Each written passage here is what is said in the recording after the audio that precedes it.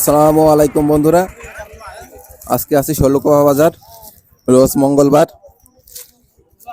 পেঁয়াজ বাজারে গত হাটের থেকে আমদানি অনেকটা কম, হয়তো বৃষ্টির কারণে বাজারে আজকে পেঁয়াজের আমদানি কম, তবে বাজারে ক্রয় বিক্রয়ও কম।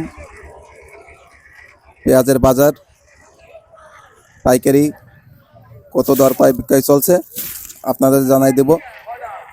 দেখাল পেঁয়াজ 1100 থেকে 1250 টাকা পর্যন্ত ক্রয় বিক্রয় চলছে। শুকসাগর পেঁয়াজ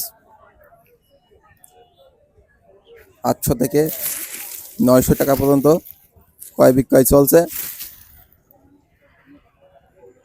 বাজারে পেঁয়াজের আমদানি খুবই কম, আজকে বাজারে কেনা বেচাও একটু কম আগের থেকে। রসুনের বাজার দর কত আপনাদের জানাই দেব।